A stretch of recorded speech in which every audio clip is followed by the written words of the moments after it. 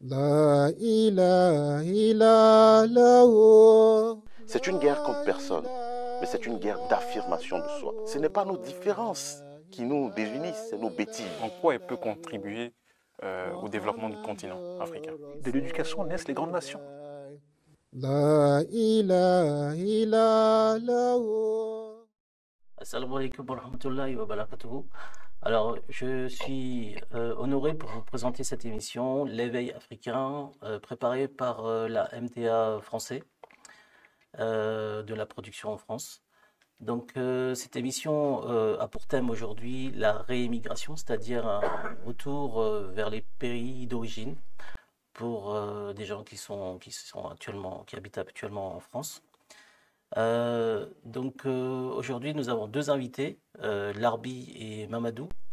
Larbi donc est d'origine marocaine, mais qui vit en France, bien sûr, et Mamadou qui est né en France et qui a pour projet de partir dans un pays d'Afrique, au Sénégal. Voilà. Donc, nous avons deux profils qui sont un peu différents. Larbi, d'après ce que vous m'aviez dit, vous étiez déjà parti au Maroc. Vous vous êtes installé, je crois, 2 ans, je pense, au Maroc, c'est ça? 3 ans. 3 ans. Mhm. Et Mamadou, vous avez un projet. Donc là, vous êtes actuellement toujours en France, mais vous avez un projet pour partir au pays. Tout à fait. Donc le thème de l'émission, donc c'est la réimmigration. Donc vous allez nous présenter un peu les avantages et pourquoi aussi vous voulez partir et quelles sont les difficultés que vous avez rencontrées lorsque vous êtes parti et notamment aussi la préparation du départ, comment ça va se dérouler et aussi pourquoi il y a eu cette prise de décision. Parce que bon, a priori, on habite en Europe, vous avez toutes les facilités matérielles européennes, en France notamment. Donc je vais vous laisser parler, notamment par rapport à ton expérience, enfin à votre expérience, Larbi.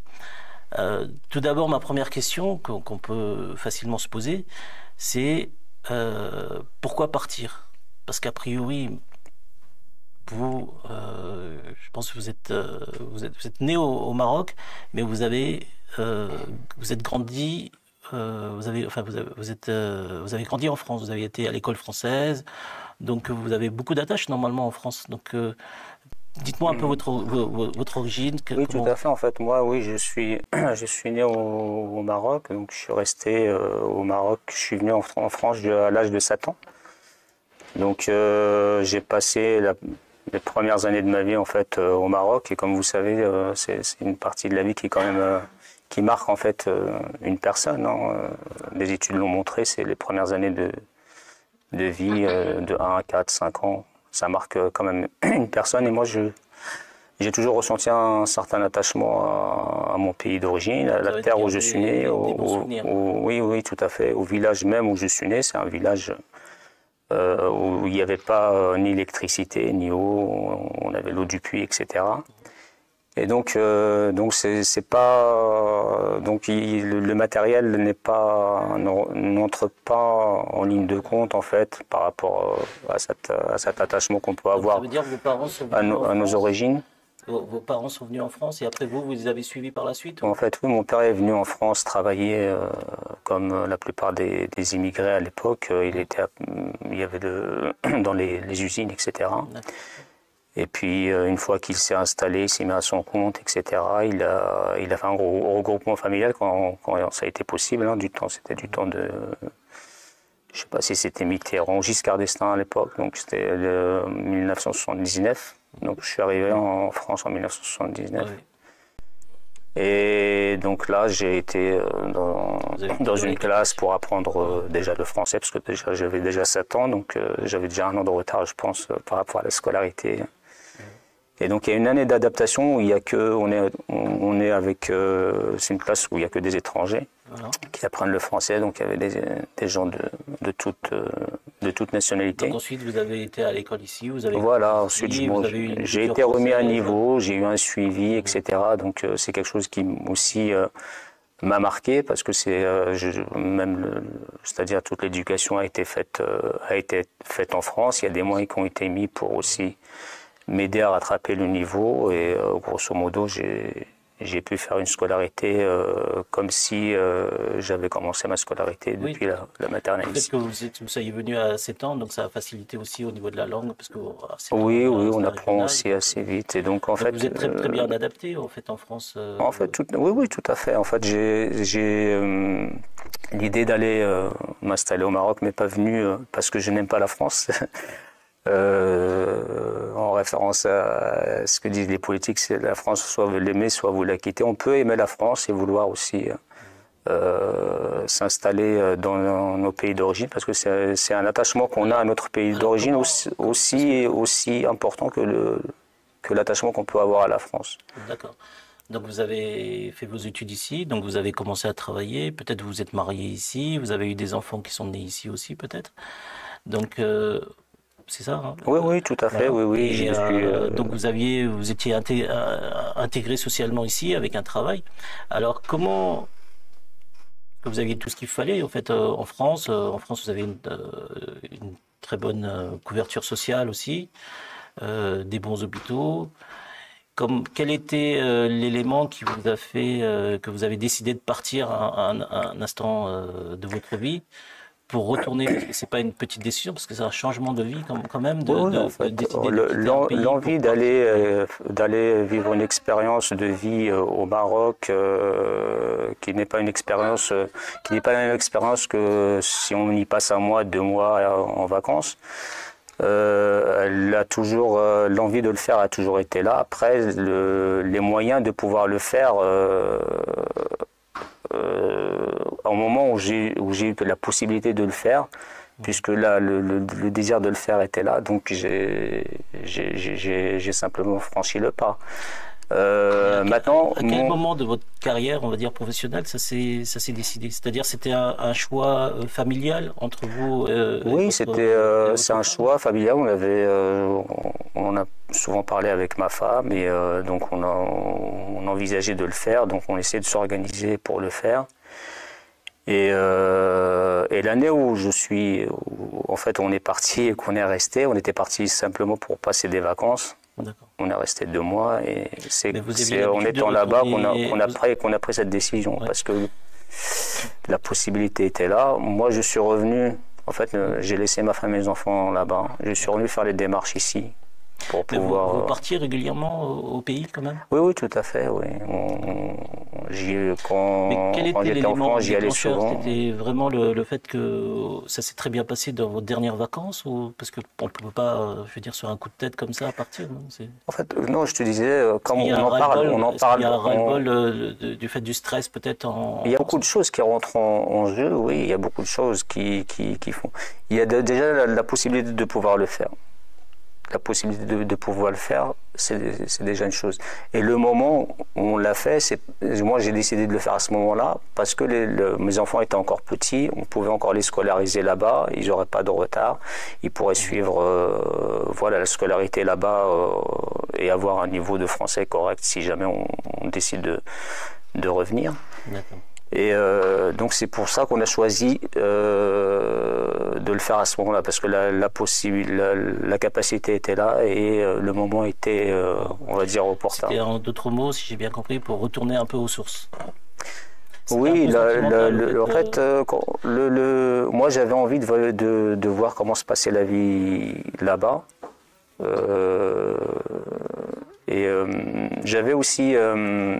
J'avais aussi envie que mes enfants connaissent le pays d'origine.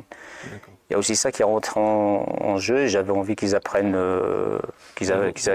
l'arabe. Le fait qu'ils aillent en vacances régulièrement, ça suffisait pas pour leur Non, ça suffisait pas. Non, je voulais vraiment qu'ils soient scolarisés là-bas, qu'ils apprennent l'arabe et qu'on y passe quelques années, parce que j'avais envie en fait de leur transmettre aussi l'amour de ce pays d'origine.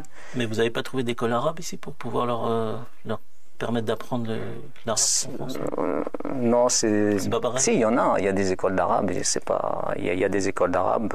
Il y a des cours d'arabe le mercredi, le samedi. À l'époque, hein, dans certaines écoles. Maintenant, c'est vrai que ça a été un peu supprimé. Mais ça existait quand ils étaient petits. D'accord. Mais pour moi, ça suffisait pas. Non, j'avais vraiment envie de m'installer là-bas et de voir comment ça se J'ai l'impression que c'était vraiment sentimental. En fait, c'était vraiment par amour du pays. Oui, il y a une partie, il y a une grande partie sentimentale, oui, tout à fait. Parce que je pense que pour Mamadou, c'est un peu différent d'après ce que j'ai compris, parce que Mamadou, vous êtes né en France.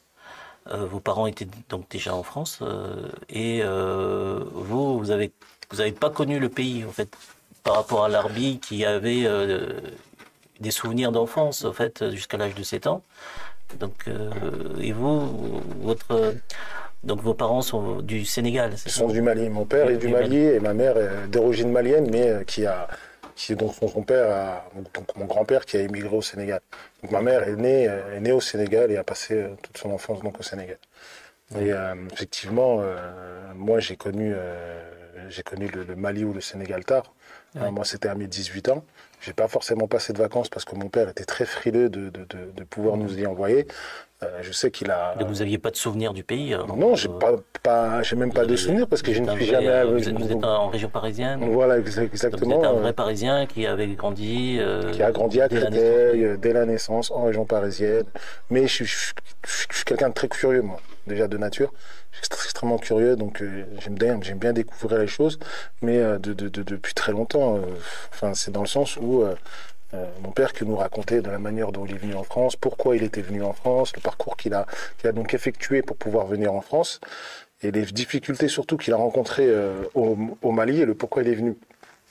Donc de toute façon, moi, comme je vous ai dit, hein, je suis quand même quelqu'un d'assez curieux et j'ai toujours voulu aller dans mon pays d'origine, juste pour découvrir, voir un petit peu par rapport au discours de mon père. Mon père nous en a toujours interdit parce que, vu ces mauvaises expériences qu'il avait pu avoir, sauf que moi, à mes 18 ans, à un moment donné, je me dis, bon, bah... C'est-à-dire que votre père vous a donné une mauvaise image du pays?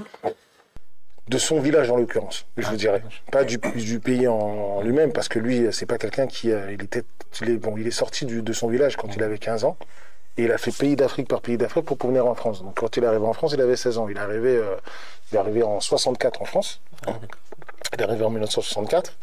Et comme je disais, quand il est parti, c'est vraiment parce que dans son village, c'était quand même très compliqué. Pour pouvoir y vivre, pour pouvoir manger sainement, etc., c'était quand même assez compliqué. Donc il a dû partir justement pour pouvoir travailler à l'étranger et pour éventuellement faire nourrir sa famille. Donc en l'occurrence, c'était ça un petit peu le but.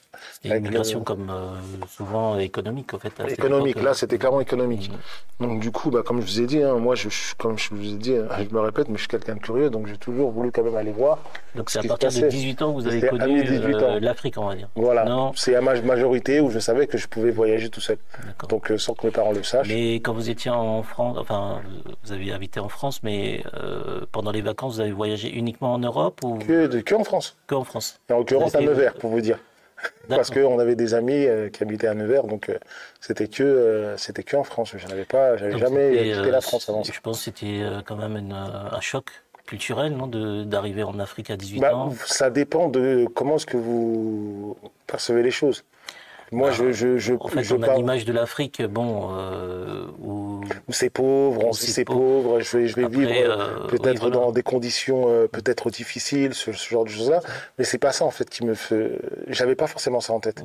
Moi, j'étais plutôt en tête dans le sens où je me disais, il y a de la famille là-bas, je veux aller la voir, je ne les ai jamais vus.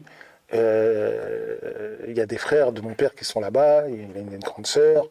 Il y a de la famille de ma mère, des personnes que je n'ai jamais vues, et je suis quand même quelqu'un qui est quand même assez attaché à la famille. Les gens en France, déjà, ne serait-ce que chez moi, on est quand même assez bien attaché à la famille.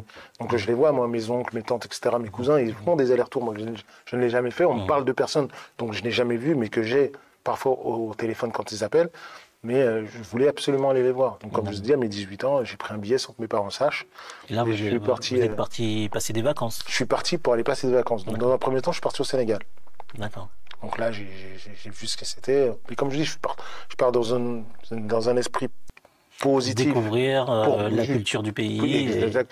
et vos racines, en fait. Voilà, la culture, j'avais déjà, parce que j'ai baigné dedans. À la maison, c'était pas la culture française, c'est pas vrai. Vous voyez, c'est... Après, je pense que quand on vit dans un pays étranger, on a quand même quelques spécificités que, Oui, malgré mais tout, qu'au pays, les gens ont quand même une culture un petit peu différente, parce que quand même, Légèrement on est différente. quand même influencé un peu par, Oui, par le bien mode de vie sûr. européen, en fait, finalement. Oui, bien sûr, mais ce que j'ai pu vivre à la maison, la manière la manière de la réflexion, la manière de penser, etc. C'était typiquement, les mêmes, quasiment presque ce qu'il y avait en gros au Donc, Sénégal, au Mali. Hein. Une fois que vous avez fini vos vacances, ça veut dire que vous aviez envie de rester là-bas. C'est-à-dire, Je les ai prolongés 2 fois.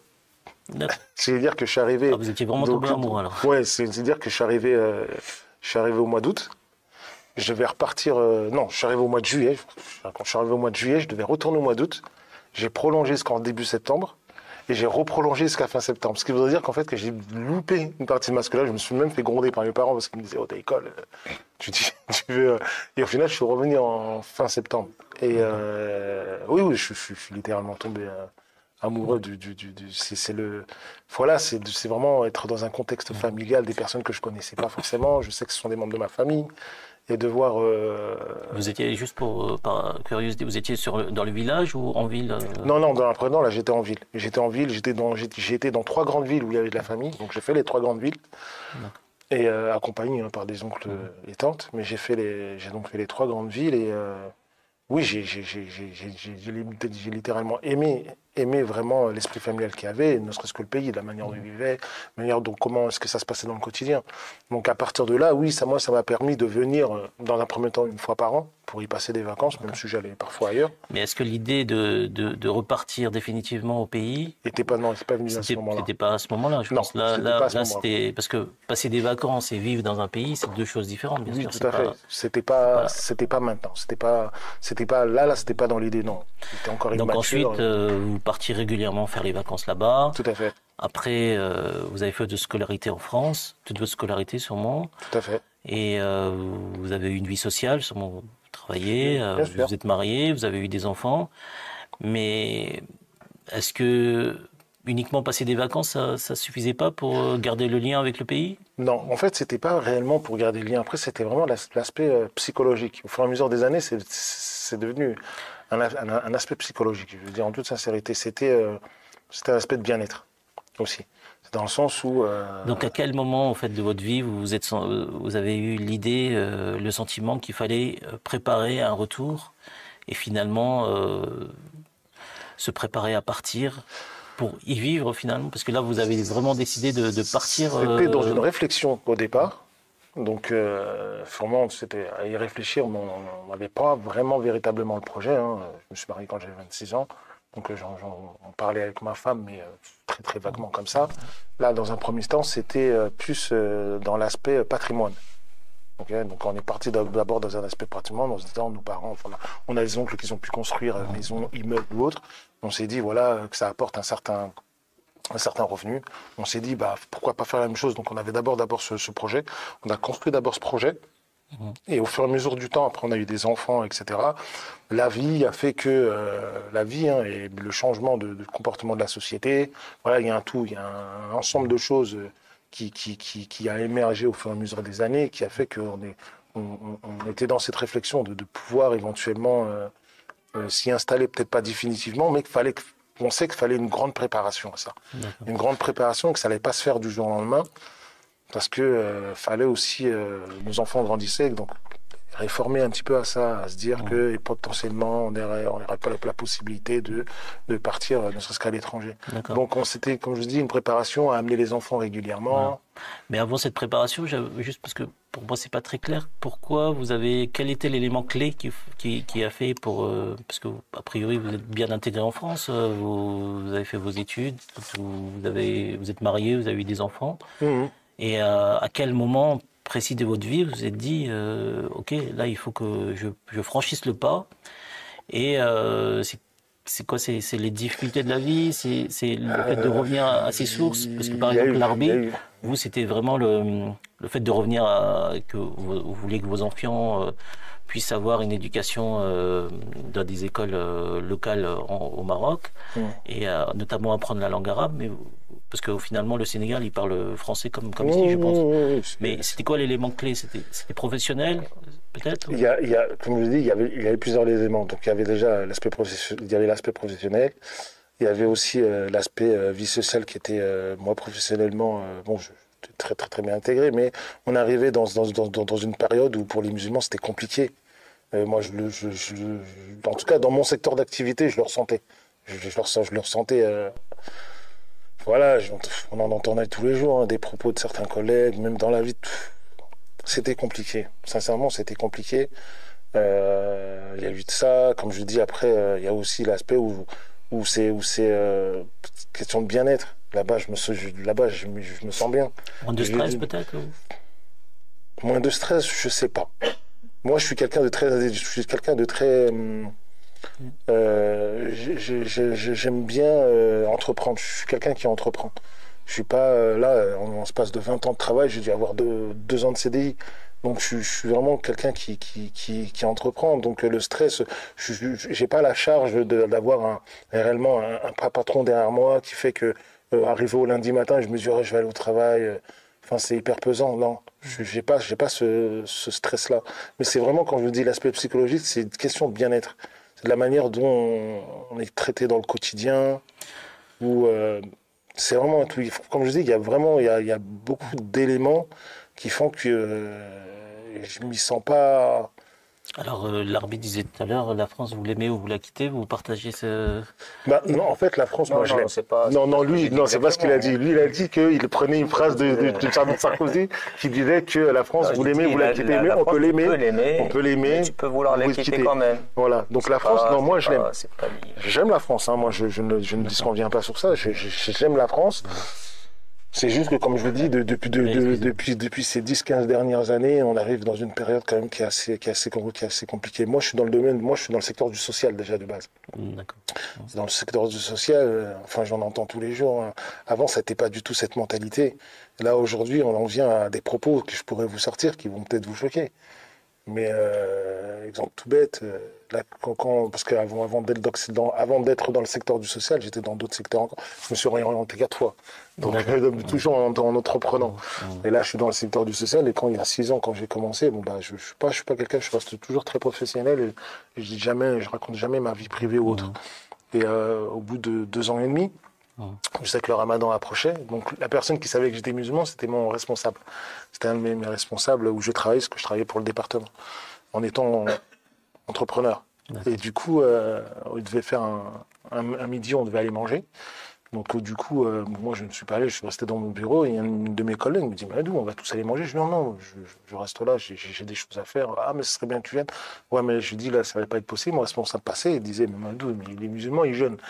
Et ma responsable, je dis, mais qui t'a dit qu'il était musulman? Il dit, mais il s'appelle Mamadou, et je sais qu'il est musulman. Et ma collègue, elle a dit une phrase. Elle a dit, ah non, pas toi. Ah bon? Ouais. Mais c'est sorti tellement. Mais avant ça, j'entendais déjà des propos, ne serait-ce que parce qu'en fait, on accompagne des jeunes entre 13 et 21 ans. On accompagne des jeunes qui sont soit issus de l'immigration dans le milieu social. Il est là le problème. En toute sincérité, il est là le problème. Comment je suis entré, c'est ce que je me suis dit. Ils connaissent le multiculturalisme, ils savent qu'il y a de personnes de toute origine, de tout bord, de toute culture.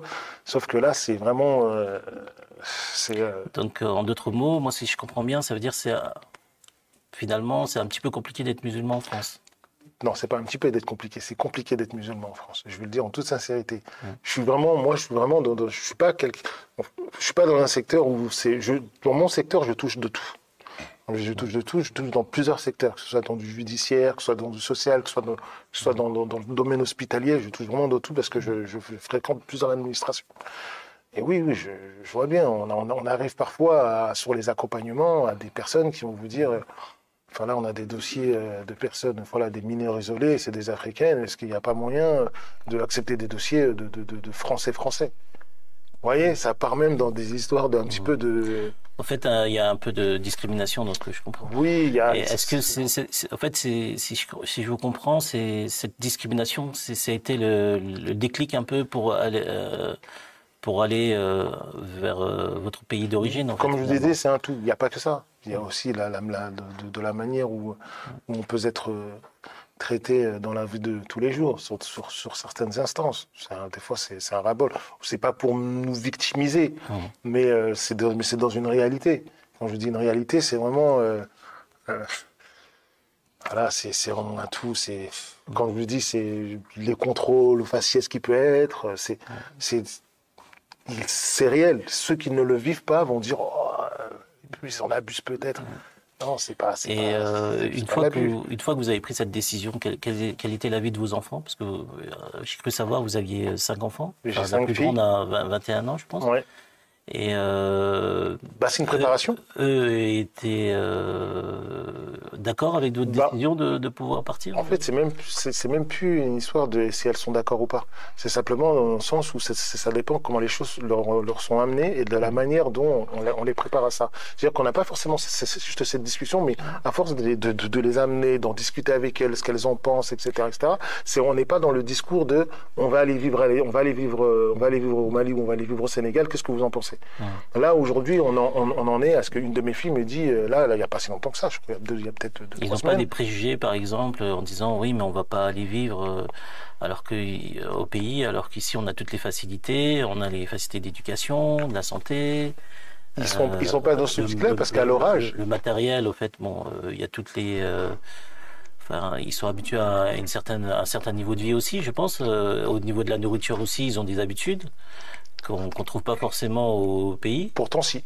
Il y a beaucoup de choses qu'on trouve énormément au Sénégal. Non, le Sénégal a émergé durant ces 10 dernières années. Il a explosé, mais considérablement. Mais vraiment, c'est d'ailleurs même impressionnant.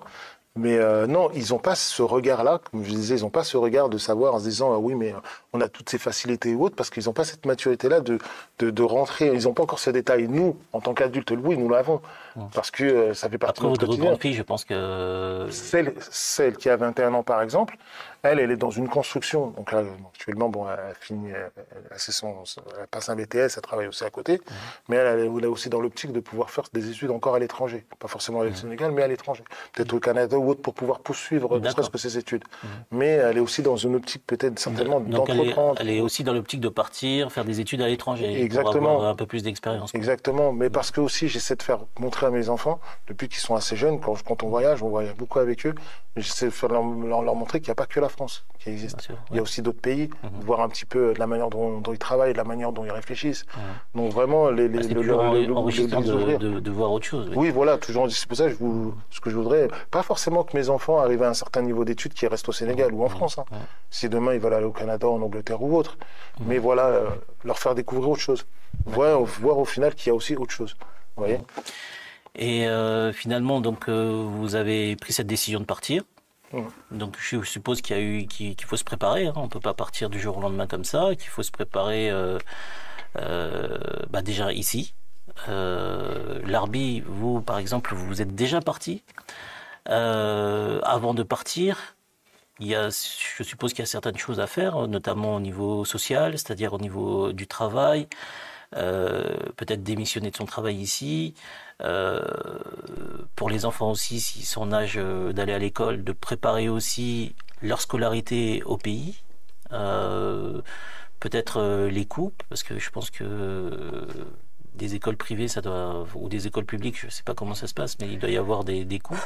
Donc comme vous êtes déjà parti, quelles sont les difficultés que vous avez rencontrées au niveau de votre préparation ou peut-être pas de difficultés lorsque vous avez préparé votre départ? En fait, l'année où on a décidé de rester, en fait,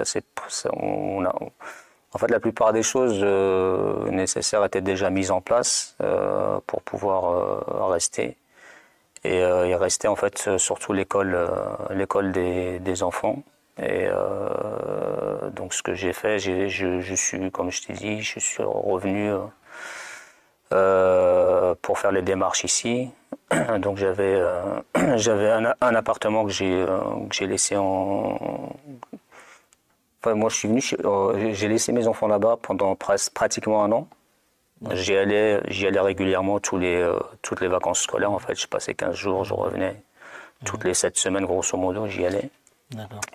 Mais avant de partir, ça veut dire que vous avez envoyé la famille avant en fait, on a décidé de rester une fois qu'on était là-bas. On était en vacances, juillet, août. On a décidé de rester. On a bien parlé, on a parlé avec les enfants, etc.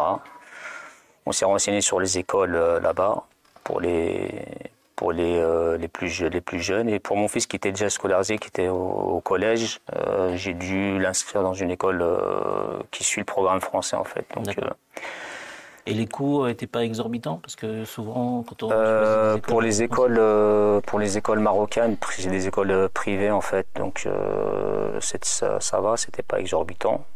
Par contre, pour l'école qui suit le programme français, pour mon fils, c'était quand même assez cher. Ouais. C'était dans pratiquement 400 € par mois. 400 € par mois, quand même. Et est-ce que, en tant que Français, est-ce que l'État, parce que j'ai cru comprendre que le consulat subventionnait en fait, oui, dans l'idée, en fait, c'est ce que je pensais que c'était gratuit pour quand tu avais la nationalité française. En fait, c'était gratuit jusqu'à l'année où on est parti. Et ils avaient changé leur politique un an avant, en fait, et c'était devenu payant. Donc voilà, je l'ai inscrit, et j'ai dû ici déclarer qu'on a déménagé là-bas, au niveau de la CAF, au niveau de certaines instances ici, de l'école, etc. Parce qu'ils nous ont envoyé comment ça se fait, les enfants, ils ne sont pas venus à la rentrée scolaire, etc. Donc j'ai dû faire les démarches auprès des écoles aussi. Et puis, voilà, ça s'est fait. Le niveau scolaire au Maroc, c'était... Au niveau scolaire, au niveau du collège, c'était un très bon niveau. C'est comme l'école, c'est le niveau des collèges parisiens, quoi, collège, lycée parisien. Et au niveau des écoles, marocaines, c'était mes filles, les petites, elles étaient juste en maternelle, donc et après elles ont passé leurs premières années de primaire là-bas. Et non, le niveau était correct. Ouais. Comment? Il y a une bonne intégration. Oui, ça a été quand même assez facile. Ma fille aînée qui devait rentrer en CP, elle a dû apprendre l'alphabet en un mois à la maison. Donc elle est rentrée au CP avec le même niveau que les autres enfants, en tout cas au niveau de la lecture. Donc ça a été très bénéfique finalement. Oui, c'était très positif. Hein. Franchement, moi, c'était une bonne expérience. On a bien aimé. Nous, je ne sais pas si je vous ai dit que à la base, c'était pour y passer que quelques années. C'était pas un retour définitif. Donc moi, j'avais gardé mon activité ici que j'avais mis en gérance, en location-gérance. Et j'avais aussi gardé l'appartement que j'avais ici. Je l'avais mis en location aussi. Ouais. Et donc, ça me faisait un revenu quand même correct pour vivre au Maroc. D'accord. Et en étant... parce que donc vous avez fait en 2 étapes. Donc, vous avez envoyé la famille en premier. Donc, vous avez bien programmé d'une façon un peu par étape, en fait, intelligente, en fait, pour pouvoir vous installer là-bas. Donc, vous avez envoyé la famille en premier. Vous avez tout préparé avec les écoles. Et ensuite, vous êtes parti dans un second temps. En fait, j'ai dû revenir ici pour régler mes affaires ici, parce que la boutique, il faut la mettre en gérance, l'appartement, il faut trouver un locataire. Donc, par rapport à votre activité professionnelle. Il y avait plusieurs démarches à faire ici. Vous vous êtes posé la question sûrement que quand vous allez retourner, vous devez avoir une activité aussi salariale, ou entrepreneuriale au pays ou Oui, j'avais en fait quand j'étais là-bas, j'avais un contact ici qui me sous-traitait du travail c'était sous-traite d'un travail de prise de rendez-vous pour des professionnels, etc. D'accord. Et souvent, donc je travaillais, c'était du télétravail en fait. Voilà. En fait, souvent on disait que la mentalité du travail ici n'est pas la même mentalité que là-bas. Est-ce que vous avez rencontré cette difficulté, peut-être au niveau de la rigueur qu'on peut retrouver ici et qu'on retrouve pas au pays? Ou vous n'avez pas eu ces difficultés? En fait, j'ai eu des difficultés. Parce que j'ai essayé un peu de développer c'est un call center. Je voulais commencer par quelques postes et par exemple pour recruter, c'est quand même assez difficile même si tu trouves des profils qui correspondent, ils peuvent te dire ok, on va commencer telle date, et ils se présentent pas. À la date venue, ils se présentent pas et tu peux perdre un client comme ça, ou des choses comme ça. Donc ouais, il y a certains désagréments, mais il faut s'adapter un peu oui. à la façon de travailler locale, quoi, en gros.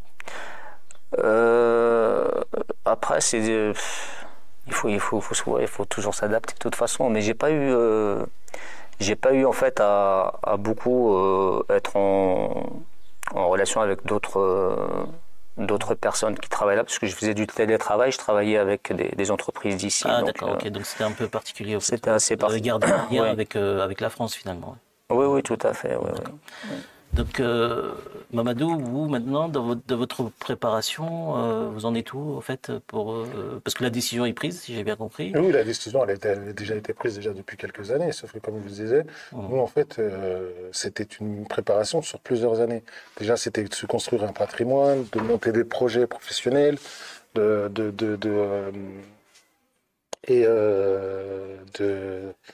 faire un travail aussi sur les enfants. Pour pas que ça leur fasse un choc de se dire que voilà, ils vont partir du jour au lendemain. C'est pas comme si on partait du jour au lendemain. C'est pour ça que je vous dis que c'était une préparation sur plusieurs années, qui est au niveau des enfants. Et comme je vous dis tout à l'heure, aujourd'hui, j'ai deux de mes filles qui me demandent quand est-ce qu'on partirait, et qu'on y resterait. Mais comme ils sont quand même assez jeunes, je leur fais comprendre que ça va se faire, mais au fur et à mesure. Donc là, actuellement, on est toujours en construction du projet professionnel, qui est quasiment même d'ailleurs ne serait-ce que terminé. Et là, on a quasiment presque toutes les billes pour pouvoir partir. Mais on se relance encore sur d'autres projets, qui fait que ça se retarde encore un petit peu. D'accord. Donc, vous avez rencontré des difficultés à cette préparation. Je pense que là, vous avez prévu déjà un projet. Vous avez un projet professionnel là-bas. Toujours dans le même secteur d'activité. Au Sénégal, oui. Et ces préparatifs, vous avez rencontré certaines difficultés pour mettre tout en place Oui, forcément, il y a eu des hauts, il y a eu des bas sur certaines choses. Sur du fait que déjà, il a fallu... Dites-moi. Je pense qu'ici, vous aviez il y a une certaine rigueur aussi qu'on a en France. Alors, je ne sais pas si vous avez retrouvé la même rigueur, peut-être au niveau des lenteurs... de l'administration, je ne sais pas si oui, je ne connais pas l'administration là-bas, mais je pense qu'il faut être très patient. Il faut être très patient, il faut être conscient que oui, c'est pas la même rigueur. C'est un peu le matin, doucement l'après-midi. C'est pour ça que je vous dis qu'il faut être très patient, il faut aussi les comprendre, c'est leur mode de fonctionnement. Si moi je venais tout de suite avec ma motivation et ma rigueur un peu française, je vous dis en toute sincérité, je vais me tirer les cheveux tous les jours. Donc il faut aussi s'adapter, les comprendre et s'adapter à leur manière de travailler. Donc c'est tout ça aussi qu'il faut beaucoup prendre sur soi. Il faut prendre sur soi sur certaines choses. Vous voyez, si je devais venir avec mes exigences, c'est pas à eux de s'adapter à moi. C'est à nous de s'adapter à eux. Comme le plus souvent on demande à certaines personnes qui viennent venir en France, c'est de s'intégrer. Et c'est pas la France de s'intégrer aux étrangers. Donc là, je pense que c'est exactement la même chose pour ne serait-ce que pour le Sénégal. Et comme je vous ai dit, il y a des hauts, il y a des bas. Après ça, c'est ce qui est tout à fait normal. Après, ça dépend des objectifs qu'on se fixe. Quel est le but et si au final on veut vraiment arriver à ce but ou pas. Là, en l'occurrence, c'est pas un petit projet, c'est vraiment un gros projet de pouvoir immigrer dans un autre pays, en l'occurrence dans son pays d'origine. Et vous n'avez pas peur de perdre un peu en niveau de qualité de vie en partant Non, parce qu'on a fait en sorte que justement qu'on ne perde pas et que justement qu'on en gagne. Mais vraiment qu'on en gagne. C'est le patrimoine entre le Sénégal ou ne serait-ce qu'en France. il y a vraiment un grand décalage. Les gens ne se rendent pas compte, mais il y a vraiment un très grand décalage. Bon, Paris reste Paris, on va dire. Paris reste Paris, Mais, certes, mais moi je vous parle vraiment en termes de logement et les options qu'on peut y avoir. Les gens pensent qu'on est toujours dans, j'ai un exemple tout bête, qu'on est toujours dans des toilettes turques, ce qui est totalement... Enfin voilà, vous pouvez avoir de très belles maisons, de très beaux appartements, mais vraiment à des coûts qui n'ont strictement rien à voir en France. Hein. Je veux dire, en toute sincérité, hein, enfin, vous pouvez avoir une meilleure qualité de vie. Finalement, ce qu'on pense qu'on va... Avec la qualité de vie qu'on a en Europe, vous pensez que vous allez avoir encore une meilleure qualité de vie là-bas, avec plus de confort, on va dire? Oui, bon, matériel, oui. Maintenant, après, si on devait partir dans tout ce qui est système, tout ce qui est système social de santé, etc., après, ça, c'est un autre débat, ça, c'est encore autre chose. Mais sinon, en termes de confort, ah oui, oui, si, je dis en toute sincérité, oui, le confort est meilleur au Sénégal quand c'est préparé, quand c'est construit. Quand c'est construit, quand on a pris le temps de construire les choses. Ah oui, on peut très bien vivre mieux que si par exemple on était en France. Hein. Et comme je l'ai dit, ne serait-ce que acheter un appartement au Sénégal ou acheter un appartement en France, le mettre en location, c'est beaucoup plus rentable de le faire au Sénégal et les revenus sont plus conséquents que si par hasard vous le faisiez en France. Ça n'a strictement rien à voir. Et donc, une fois que vous allez partir, c'est un départ définitif, vous pensez, ou non, non, je sais pertinemment que ce sera forcément des allers-retours. Je suis quand même attaché à la France. Alors, c'est pas comme si que c'était un départ et que limite je ne reviendrai plus en France. Non, ça c'est pas vrai. J'aime ces deux pays, j'aime le Sénégal, j'aime la France, et ce seront forcément des allers-retours. Et du secteur professionnel que je me suis fixé, où on sait que je vais travailler, forcément, ça va m'amener à faire des allers-retours entre ici et la France. Vous voyez. Et même demain, mettons. Du fait que mes enfants seront scolarisés aussi au Sénégal, sauf que ce qui est bien, c'est qu'au Sénégal, il y a des écoles qui sont rattachées à l'éducation nationale française.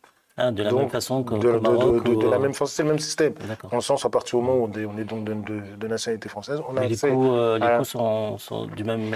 Oui, ils sont à peu près la même chose. Voilà, sauf que là, c'est un système de bourse. C'est qu'il faut mettre une bourse en place parce qu'on est français et au final, en fait, nos enfants vont dans ces écoles françaises-là, donc avec des diplômes français et ainsi de suite. Et c'est pris par des professeurs français et ainsi de suite. Vous voyez, donc ça ne change pas... Ce sont les mêmes programmes, que ce qu'on voit en France. Hein. De toute façon, il n'y a strictement rien qui change à ce niveau-là.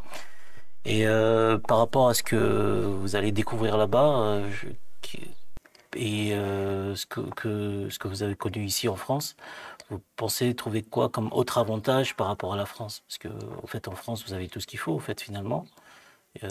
Par exemple, l'Arabie, vous avez connu les deux. À un moment donné, vous êtes quand même revenu en France. Donc, peut-être qu'il y avait quelque chose qui vous a manqué quand même. La France vous a rappelé. Non, en fait, donc moi, comme je t'ai dit, j'étais parti pour une expérience de 2 ans minimum jusqu'à 5 ans. Donc, on en a fait 3 années là-bas. Et si j'aurais pu rester, je serais resté un peu plus longtemps. Ce qui m'a ramené ici, c'est vraiment une obligation. C'est que le commerce que j'avais laissé en gérance, je ne pouvais plus le laisser en gérance parce que la personne devait arrêter et il y avait des petits soucis au niveau professionnel, au fait, que vous avez oui, c'est au niveau professionnel parce que c'est soit tu vends tout ici, tu refais ton business là-bas, soit tu gardes un pied ici pour tu vas te dire la sécurité, etc. Et là, tu es quand même dépendant on se retrouve dépendant du revenu d'ici, en fait. D'accord. Et donc, mais l'expérience que vous avez eue, donc vous êtes revenu, est-ce que vous avez encore un autre projet pour repartir ou là vous Inch'Allah, avez... oui, je pense que je vais rester, retourner. ça reste un objectif. Oui, ça reste un objectif de pouvoir passer quelques mois là-bas, quelques mois ici. D'accord. Après, il faut. Je le ferai autrement parce que je souhaite pas rester dépendant de quelque chose qui serait ici. Donc avec une meilleure préparation peut-être. Oui, au niveau économiquement, vaut mieux avoir une activité vraiment là-bas qui te rende pas dépendant en fait du revenu d'ici. Et donc à ce moment-là, dont je te disais, soit j'avais le choix de revenir et de m'occuper de mes business ici et de laisser ma famille, et c'était un peu compliqué, soit de tous revenir ici. Et donc j'ai décidé de revenir. On arrive presque carrément au terme de l'émission. Pour conclure, conseillerez-vous à vos frères que vous estimez d'avoir le même projet d'un retour au pays, parce que à partir du moment où c'est bien, à partir du moment où on se fixe un but, qu'on est motivé et qu'on sait pourquoi est-ce qu'on veut partir, oui, mais il faut que ce soit bien préparé. Pas que la personne puisse partir du jour au lendemain. Si la personne, entre guillemets, part du jour au lendemain et que c'est pas préparé, moi je pense qu'il va trébucher et qu'il va vouloir revenir. Il faut d'abord connaître un minimum le pays. Et comme je dis, une préparation, ça c'est sur plusieurs années. C'est pas sur quelques mois. Moi, les préparations sur quelques mois, j'y crois pas trop. Je pense que nos parents, en fait, de mon côté, nos parents, ils étaient venus ici, en fait, pour un temps, et leur but, c'était de retourner aussi là-bas. Et mon père, il m'a laissé cet état d'esprit. Et moi, je peux pas donner conseil à tout le monde, un conseil général. Mais les personnes qui ont cette envie et qui s'en donnent les moyens, il y a encore beaucoup de choses à construire dans nos pays d'origine. Il y a, c'est-à-dire si quelqu'un dit bon, moi je veux vivre pépère, salarié, etc. Mais quelqu'un qui est, comme tu dis, que tu es entrepreneur, tu as envie de construire des choses, tu as envie d'entreprendre, je pense qu'il y a plus de choses à faire là-bas qu'ici.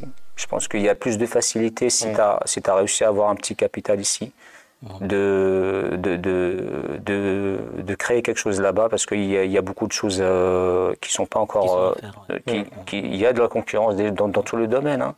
Mais il y a des choses à faire là-bas si tu veux investir. Maintenant, si tu veux être salarié, c'est mieux ici, parce que là-bas, ils ne gagnent pas grand-chose non plus au niveau salarié. Parce qu'on a vu les gens comment vivent là-bas aussi. C'est très dur de vivre avec un SMIC là-bas, comme c'est dur ici de vivre avec un SMIC. Donc, soit là-bas, c'est des entrepreneurs qui s'en sortent vraiment bien, soit quand tu es salarié au SMIC, c'est très difficile. En tout cas, je vous remercie pour vos témoignages et l'expérience que vous nous avez apporté, Larbi, et je vous souhaite en tout cas un bon retour et tout le succès pour ce retour. Et je remercie donc d'avoir participé à l'émission. Moi, ce que je retiens, c'est que en retournant au pays, vous allez apporter aussi une richesse par rapport à l'expérience que vous avez ici, pour faire profiter un peu les gens qui sont là-bas. Et j'ai aussi compris que pour vous, c'est aussi un état, un bien-être, un sentiment de bien-être qui fait que vous avez eu cette envie de partir. En tout cas, merci pour vos témoignages, c'était très enrichissant. Merci à vous, Jazakallah. Je remercie tous nos téléspectateurs pour cette émission Éveil africain. Nous aurons d'autres émissions par la suite qui seront sur d'autres thèmes. Jazakumullah pour avoir suivi notre émission. Merci. Salam alaikum wa rahmatullahi wa barakatuh.